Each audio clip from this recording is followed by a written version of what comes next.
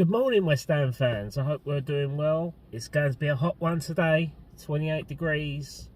Us gingers need the shade. So I thought I'd jump on quickly because as we were streaming last night with the wonderful Mark Phillips and doing our interview, definitely check that out. It's well worth a listen, especially to get an insight in the academy and how important Mark Phillips is in terms of installing what I think is the West Ham way.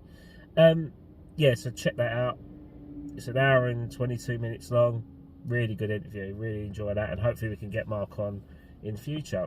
But as we were streaming, there was a bit of news that leaked last night, and the fact that West Ham's owners now have to invest their own money into the club.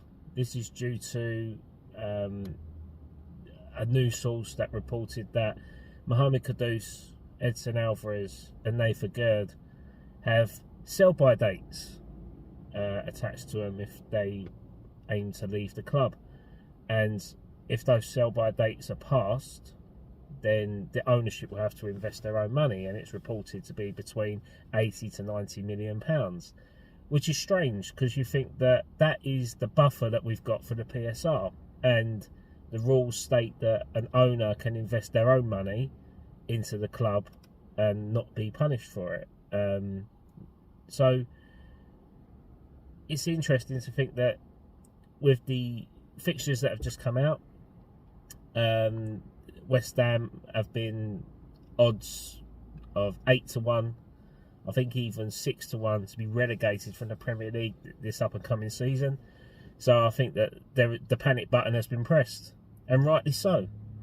I'm always of the opinion that if we can sell Mohamed Kudus for £85 million, which is his minimum fee, which is what West Ham value him at, then fine, he can go for that. But anything lower than that, he stays at this club.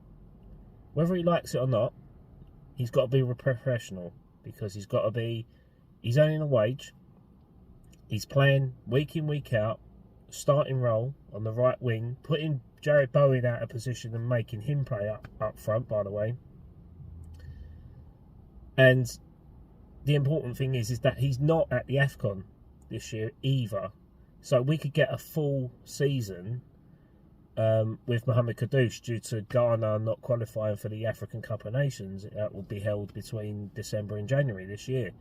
So we're going to have a key asset this season.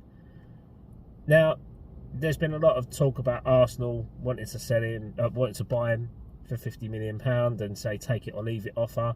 We'll leave it, thanks. That's the attitude. West Ham need to put their foot down and be firm in terms of what they want for certain players. We don't have to sell. There's a debate saying we've got to sell to invest. We've got to sell to get the best out of the team. At the moment, we've got a good squad. We've got good quality players. We're just not getting the best out of them. And hopefully with Graham Potter coming in January and implementing a style of play, we started to see Kudus get a little bit better towards the end of the season. But yeah, there's been, he's changed agents now to Roof in the hopes of securing a move away or even potentially getting a new deal. The new deal, the new contract at West Ham potentially, I'm not saying it's going to happen, but there could be a potential new contract there where the minimum fee release has been removed from that. He gets another year added onto his contract, and then West Ham can sell him for a realistic price rather than a black and white minimum fee.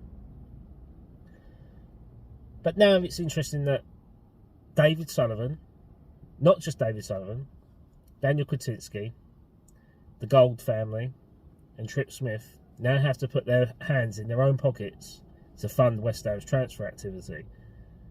And rightly so. They're owners of this club. If they want to protect their asset, if they want to make sure that West Ham do not get relegated from the Premier League, you have to invest your own money to build on top of what we've already got. We shouldn't have to, as Nick from Claret and Booze said, we shouldn't have to sell gold to buy silver. So, yeah, not so much relieved, but I'm glad that there's a panic at the club at the moment, and the fact that they're doing it as of the end of June. The 1st of July will be a new season accounts for the club, and it's about time. It's about time we started acting. It's about time we started looking at securing those assets. I mean, for me, one of the priorities, or two of the priority signings for me, is Lucas Stassin. I think he has to be snapped up as quickly as possible. But there could be some debate as to whether St Etienne might remain in League 1 rather than being relegated to League 2. Due to Lyon being relegated for their financial issues. So that could be up in the air. That could be very late until Lyon either lose their appeal or win it to determine where St Etienne might end up in the league next season. But also, you know, I'm not just saying this because it's he's had a blinder of a game of late, but Harvey Elliott could be leaving Liverpool for around £40 million. The guy wants football. He wants regular football. He's come to the age where he wants to be a starting role at a club, play week in, week out. You know, under Klopp, he was playing over 30 games a season for him, here and there, like literally playing every other week. For Arne Slot, I think he played half the games. I think it was about 18 or 19 games he played for Liverpool last season. So it's clear and evident that he's not part of that squad. And after them buying Florian Wirtz, Frimpong, where does he fit in that Liverpool squad? And he doesn't. I think he's going to be shifted out. And also, with Liverpool selling an academy, they bought him from Fulham, but he complies with the homegrown status. So the pure profit margin, especially with Joel Quansah going to Leverkusen, like they're going to be recouping a lot of money through their academy talents. So Harvey Elliott, I think he could be a fantastic option for us, and offer that flair ability. I've always rated Harvey Elliott, but he's not going to be shy of suitors. I think he's going to be a very hot topic, hot property in this summer. It wouldn't surprise me if someone like Chelsea come in for him, because what they seem to be doing now is buying the best young English talent. Like they already bought Palmer, they've just bought Liam Delap, they've got Charlie Chukwuemeka, they've got Levi Colwill, they've got Reece James, who's a little bit older, and Harvey Elliott. With him coming from the QPR Academy and Fulham Academies, respectively, going to West London in Chelsea, that probably is a pretty good fit, especially if Enzo Fernandez wants to leave Chelsea to go to Real Madrid, what's been reported as well.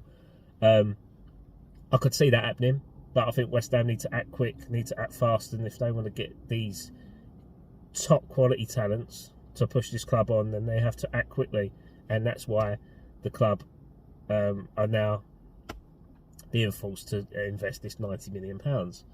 But £90 million investing on top of the current squad, I think it's a good thing. I think Kudus still has a play to part next season. I still think Paqueta still has a play to part next season. Obviously, his verdict is due to come soon. I personally think he'll be deemed innocent, because if he was found guilty, it would have been announced and a bit more conclusive a while ago. And I think the FA are digging, trying to find that piece of evidence that they haven't found and won't find. So I think Paqueta will be deemed innocent, and I hope that he stays that additional season. Focus on the football, get your valuation back up if you want to leave, and then look to go next summer. But I think next summer we need one more season out of these players. We need a bit of stability in terms of our rebuild, and who knows, West Ham may have a blinder of a season. I remain positive. I have to be. Am I in denial? Maybe.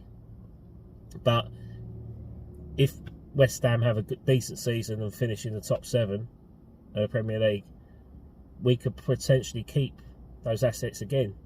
And also those assets' valuation will be significantly warranted.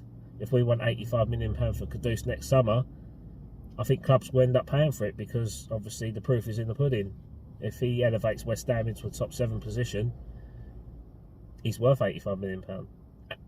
At the moment, having a on and off season, not just him, Alvarez, their valuations are lower.